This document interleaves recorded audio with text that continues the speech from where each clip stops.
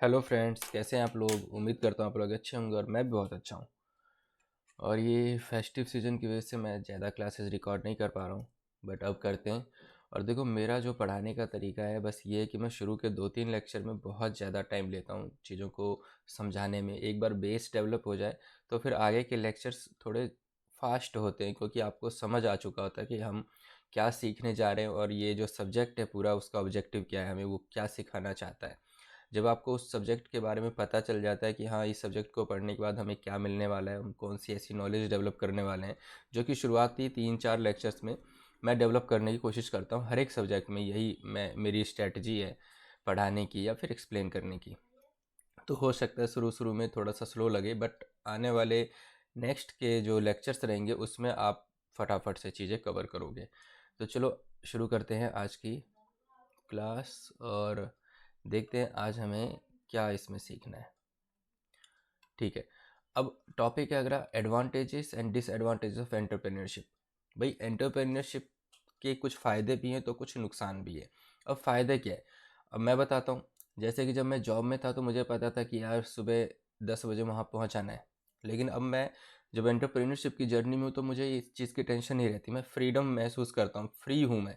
मुझे पता है कि यार मुझे मेरे ऊपर कोई ऐसा बाउंडेशन नहीं है कि 8 घंटे किसी कंपनी को जाके देना है ना, 9 घंटे देना है। तो एक फ्रीडम है यहाँ पे।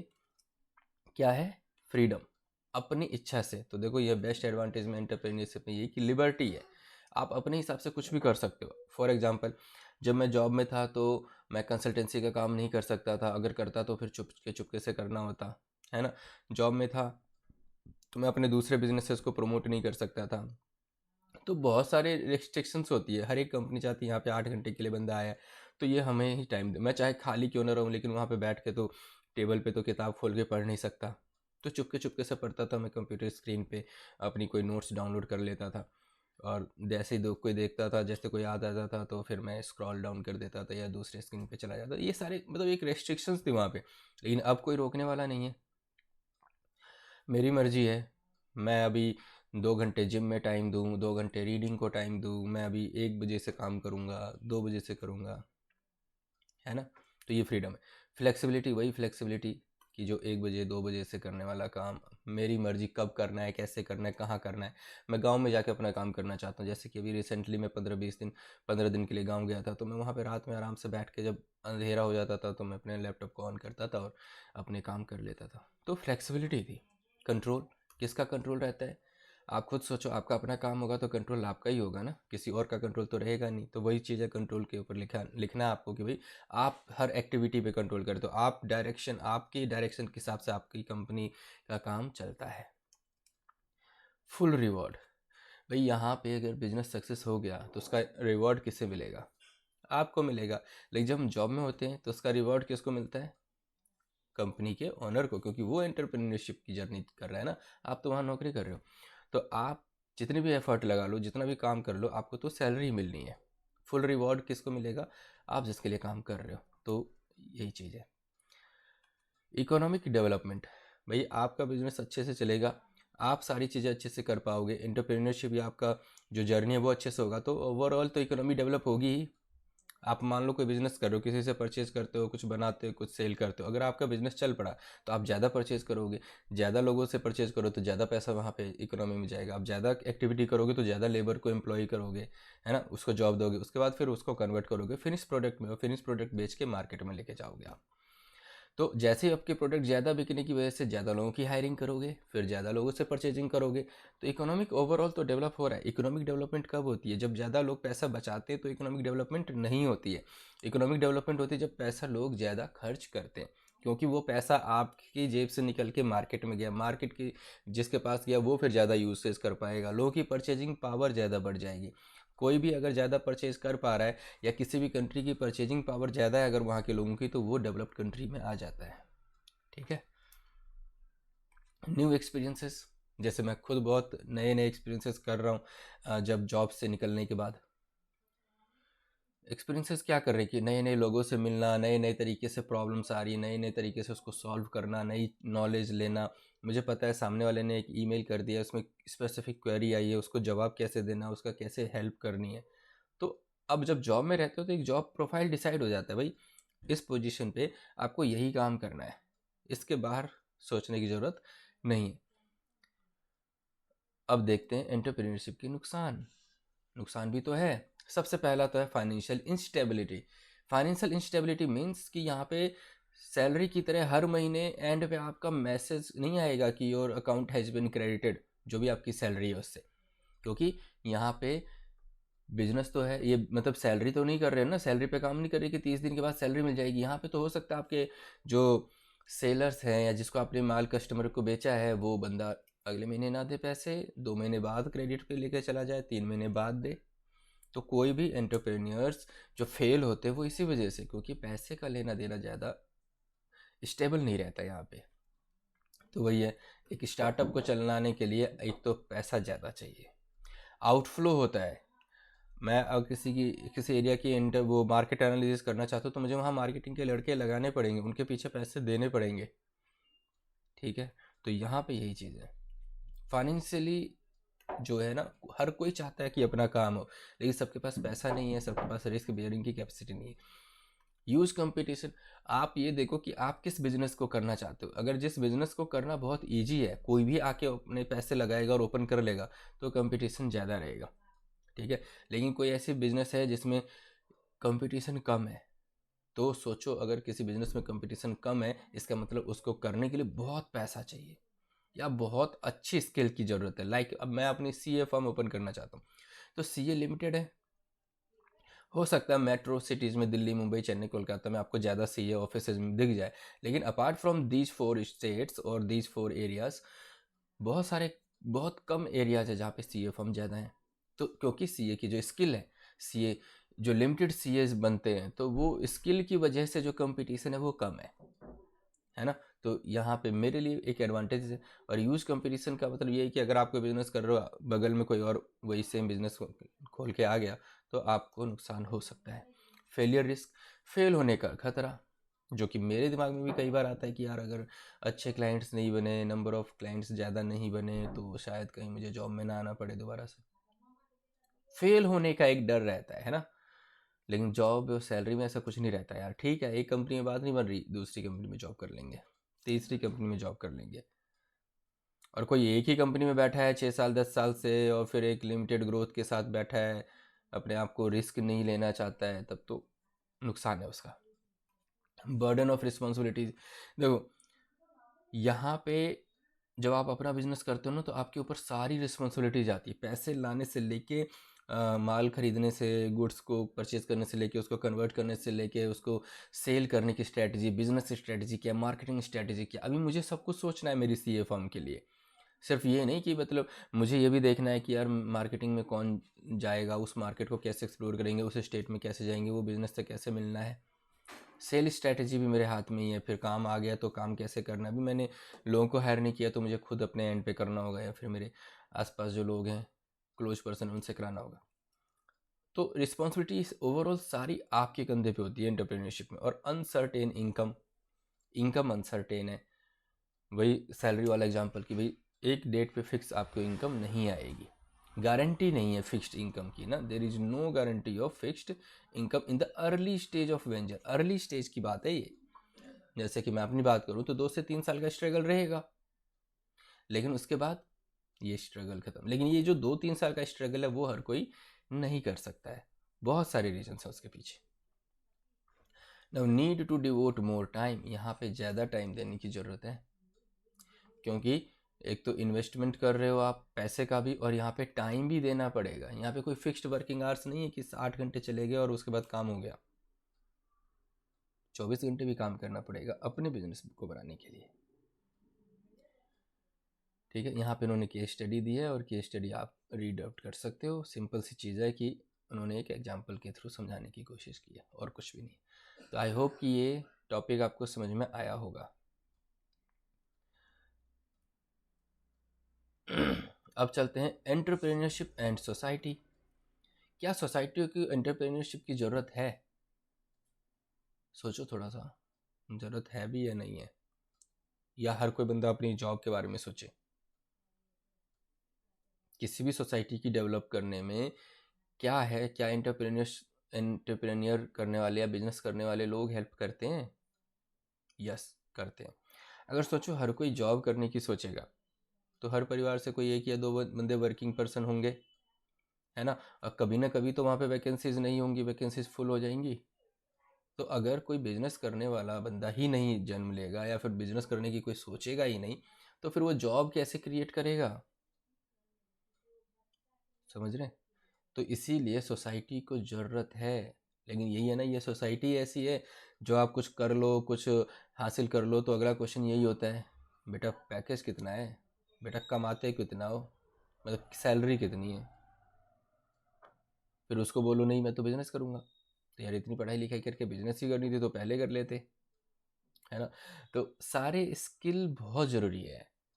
ये जो कोई भी आप पढ़ाई कर रहे हो वो सिर्फ जॉब लेने के लिए नहीं हो रही है। आप कल को कोई बिजनेस भी करोगे, एंटरप्रेन्योरशिप की जर्नी भी करोगे, तो ये सारी के सारी नॉलेज, एक्सपीरियंसेस और स्किल जो आपने डेवलप की है, जो पढ़ाई के दौरान आपने हासिल की है, जो सीखा है, वो सब काम आता है। ठीक है। तो देखो, relevance of entrepreneurship in Indian society को एंटरप्रेन्योरशिप की ज़रूरत बहुत है। लाइक इनोवेशन, सारे जो खोज होते हैं ये बिजनेसमैन ही करते हैं, या फिर कोई स्किल डेवलप किया हुआ बंदा करता है जो स्किल देखता है, किसी स्किल को डेवलप करने पे काम करता है। तो एक बात बताइए, सोसाइटी में कोई प्रॉब्लम है, अगर उसके अंदर वो स्किल नहीं होगी, कोई इनोवेशन मतलब कुछ नया करने की इच्छा नहीं होगी, तो उस प्रॉब्लम का सॉल्यूशन कौन लेके आएगा? कोई लेके नहीं आएगा। तो आपको प्रॉब्लम का सॉल्यूशन लाना है तो उसके लिए इनोवेशन वाली स्किल चाहिए। आप कुछ नया खोजेंगे, वही है ना, प्रॉब्लम को सॉल्व करना है। अभी मैं अपने गाँव गया, होम टाउन, तो वहाँ पे मुझे पता चला कि मेरे कुछ चाचा की जो लड़कियां हैं उन्होंने बीकॉम से नाम अपना कटवा के बीए ज्वाइन कर लिया। मैंने रीज़न पूछा तो उन्होंने बोला भैया कि यहाँ पे अभी भी गांव से दूर जाना पड़ता है कॉमर्स की कोचिंग के लिए, और घर वाले अलाउड नहीं करते हैं क्योंकि गांव से दूर जाना थोड़ा सा है, मतलब 5-6 किलोमीटर की डिस्टेंस होगा या 10 किलोमीटर, और इतनी ज़्यादा फ्रीडम नहीं है। मैंने कहा यार अगर गांव में ही कोई पढ़ा रहा होता तो क्या होता? कहता कुछ नहीं भैया, फिर तो कोई दिक्कत ही नहीं थी, जैसे हमने 10th-12th की पढ़ाई की है वैसे ही कर लेते। तो मेरे दिमाग में एक आइडिया आया यार, जब मैं अपने यूट्यूब चैनल के थ्रू जब दिल्ली यूनिवर्सिटी के बच्चों की हेल्प कर सकता हूँ, तो क्यों ना मैं अपने गांव की उन सिस्टर्स के लिए कुछ करूँ, और वहाँ के पूरे सिलेबस को भी मैं एक्सप्लेन करने की कोशिश करूँ ताकि उनकी थोड़ी हेल्प हो जाए। चलो मेरी सिस्टर्स की नहीं हुई, लेकिन मेरे चाचे मतलब चाचा की जो बेटियाँ उनकी नहीं हुई, लेकिन ऐसे सिस्टर्स तो बहुत हैं ना, ऐसी बेटियाँ तो बहुत हैं, बहुतों के घर में, जिनको आने वाले टाइम में मैं हेल्प कर पाऊँ। हो सकता है अभी जो मैं वीडियो रिकॉर्ड कर रहा हूँ उससे बहुत कम लोगों की हेल्प हो पा रही, लेकिन फ्यूचर में बहुत सारे लोगों की हेल्प हो सकती है। तो आपका एक लॉन्ग विजन होना चाहिए। जब आपको लॉन्ग विजन मिल जाता है तो आप उसके लिए प्रति बहुत ही ज़्यादा स्ट्रेटजी बनाते हैं, कैसे होगा, कैसे करना है। लेकिन प्रॉब्लम ये है ना कि हमारे साथ ज़्यादातर लोगों के साथ मैंने देखा उनको यही नहीं पता करना क्या है, विज़न ही नहीं है। तो विज़न तो होना चाहिए भाई, करना क्या है, किस तरीके से करना है। तो आपके आपको पता है कि सोसाइटी में कोई प्रॉब्लम है, और वो प्रॉब्लम हर जगह है। हम सिर्फ प्रॉब्लम पे डिस्कस करते हैं, सॉल्यूशन की बात नहीं करते, क्योंकि हम सॉल्यूशन किसी और से एक्सपेक्ट कर रहे हैं। हमें खुद सॉल्यूशन नहीं बनना है, हमें खुद से सॉल्यूशन कुछ देना नहीं है। ज़्यादातर लोग निगेटिव बातें करते हैं या फिर सिर्फ प्रॉब्लम प्रॉब्लम प्रॉब्लम, पूरे दिन भर प्रॉब्लम की डिस्कशन करते रहते हैं। सॉल्यूशन पे सोचो ना। अभी मैं एक बुक पढ़ रहा हूँ, the power of subconscious mind. उसके अकॉर्डिंग अगर आप जैसा सोचते हो, पूरे दिन में जो भी आप सोचते हो आप वैसे ही बन जाओगे। प्रॉब्लम्स के बारे में सोच रहे हो तो प्रॉब्लम्स ही अट्रैक्ट होंगी आपकी लाइफ में, इसीलिए सॉल्यूशन की तरफ सोचो, सॉल्यूशन की तरफ ध्यान दो। Now second, creating and sharing wealth. यहाँ पे क्या है, बिजनेस करने पे मैं अपनी तो वेल्थ बनाऊंगा ही, साथ में अपने से कनेक्टेड जितने भी लोग हैं सबको वेल्थ बनाने का मौका दूंगा।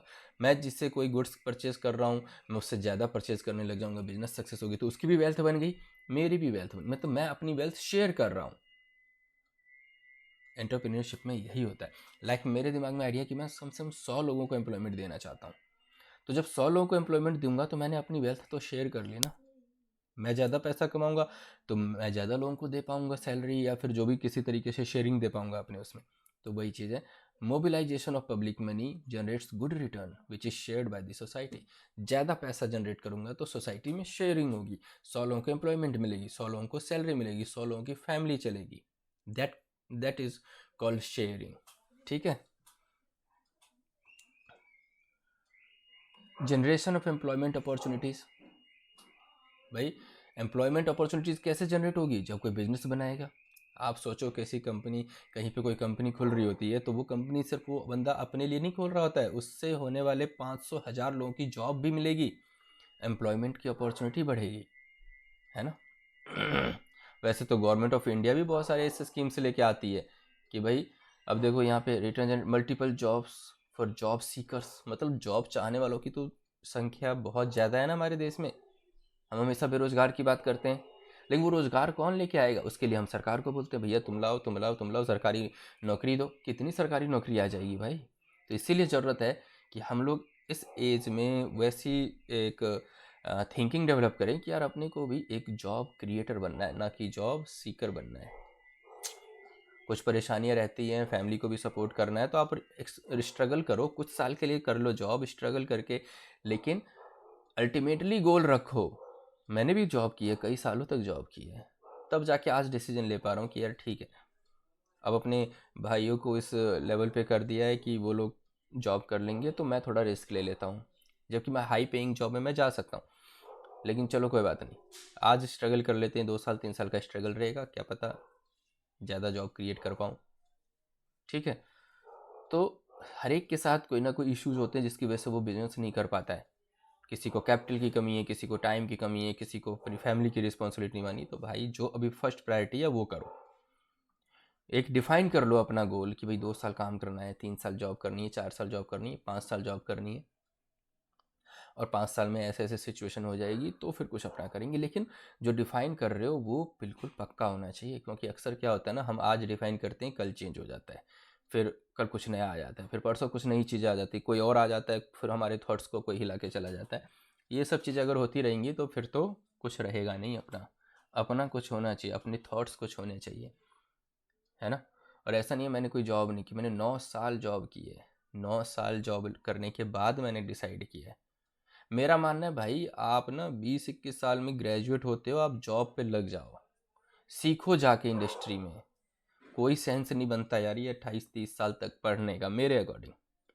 जाओ, ग्रेजुएट हो गए, सफिशिएंट नॉलेज है, सफिशिएंट स्किल है, जाओ स्ट्रगल करो, जॉब करो, 2 साल 4 साल 5 साल 6 साल में सारा एक्सपीरियंस ले लो, गेन कर लो एक्सपीरियंस कि भाई क्या क्या बिजनेसेस हैं, कैसे बिजनेस में कैसे लोग मिलते हैं, कैसे कलीग्स होते हैं, कैसे टीम होते हैं, कैसे टीम बिल्ड होता है, टीम लीडर कैसे बनते हैं, मैनेजर कैसे बनते हैं, सारी चीज़ें सीख लो, ताकि कल को जब अपना बिजनेस करोगे तो कोई आपको हिला नहीं पाएगा, क्योंकि आप खुद एक्सपीरियंस्ड होगे उन सब चीज़ों को।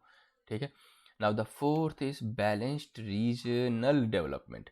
रीजनल डेवलपमेंट क्या होता है भाई? कोई इंफ्रास्ट्रक्चर डेवलप होता है, तो इंफ्रास्ट्रक्चर डेवलपमेंट होती है किसी सोसाइटी में। मान लो किसी कंपनी में, किसी एरिया में अगर कोई फैक्ट्री सेटअप हुई तो उसके आसपास की बिजली, मतलब इलेक्ट्रिसिटी का काम हो जाएगा, उसके आसपास कोई एयरपोर्ट बन जाएगा, रोड्स बन जाएंगे, लोगों की कनेक्टिविटी बढ़ जाएगी, होटल्स खुल जाएंगे, तो किसी भी एरिया में डेवलपमेंट हो जाती है। तो ये सब के सब एंटरप्रेन्योरशिप की वजह से ही है। फिर है GDP and per capita income. Obvious ही बात है भाई, जहाँ पे ज़्यादा जॉब होगी, जहाँ पे ज़्यादा लोग काम कर पाएंगे, तो उनकी इनकम तो अपने आप ही बढ़ जाएगी ना। अब मैं जैसे गांव गया तो मैंने देखा यार, बीकॉम करने वाले बच्चों को, गांव के बच्चों की बात कर रहा हूँ, उन लोगों को अगर 2-2,500 रुपये की भी अगर बुक्स लानी है या कुछ खर्चा करना है अपनी स्टडी के ऊपर, तो उसको पेरेंट्स पे डिपेंड होता है, और पेरेंट्स जो हैं वो फार्मर हैं, तो वो बेचारे बहुत मुश्किल से दे पाते हैं उतने पैसे भी। अब हम यहाँ बैठ के आराम से पढ़ रहे हैं, हम आराम से सारी चीज़ें कर रहे हैं, अपने पास लैपटॉप है, अच्छा खासा मोबाइल है, 24 घंटे इंटरनेट रहता है, तो हमें ऐसा लगता है दुनिया सब सब कुछ ईजी चल रहा है, बट ऐसा है नहीं। कितनों के लिए बहुत स्ट्रगल की चीज़ें हैं। तो मैंने देखा उनको कि भाई ये क्या हो रहा है, 1,500-2,000 के लिए भी लोग यार नहीं दे पा रहे हैं, तो बेचारे डिमोटिवेट हो रहे हैं।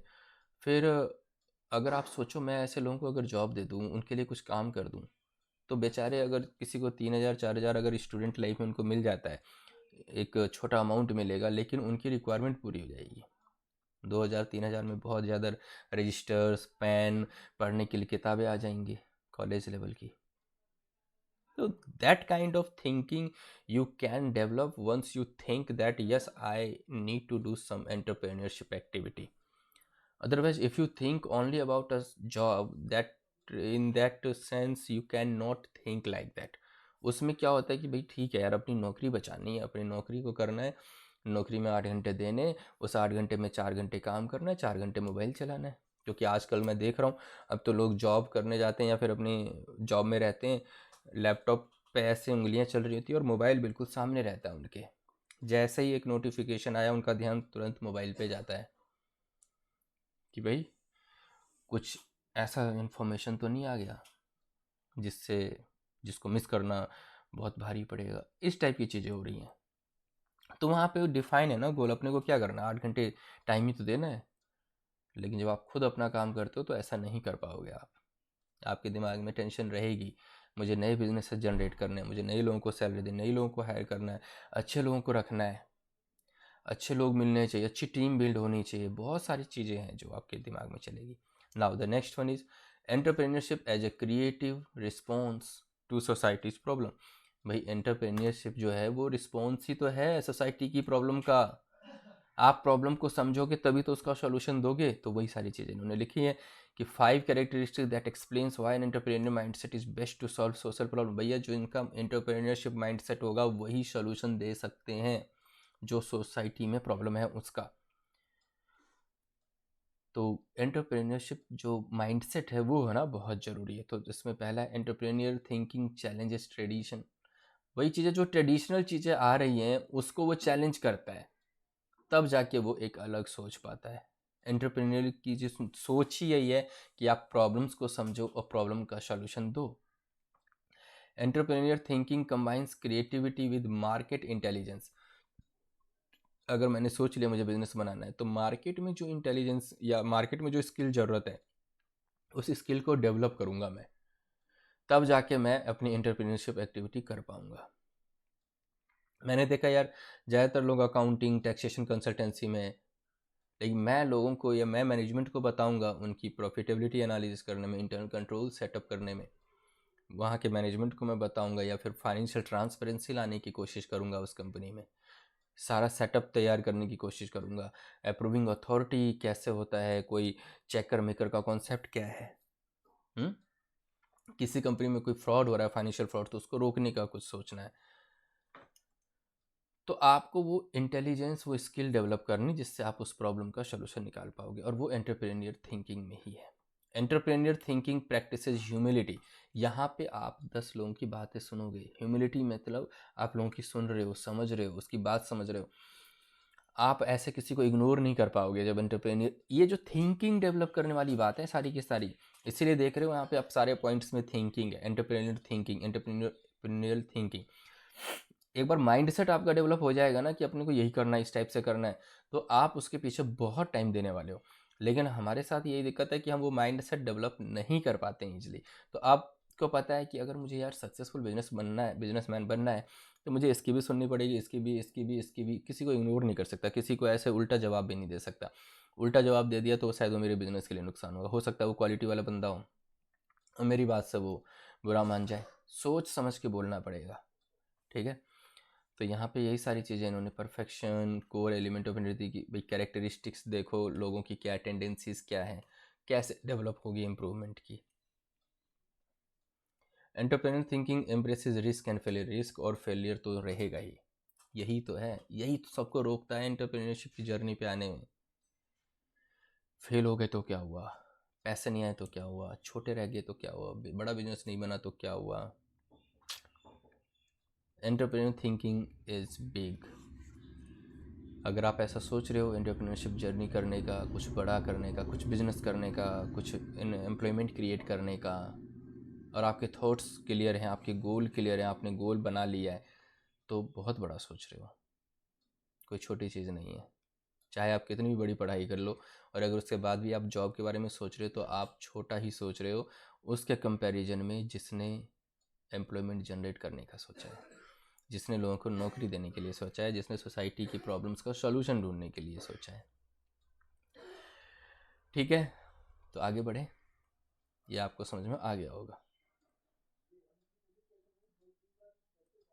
कितना टाइम हो गया है?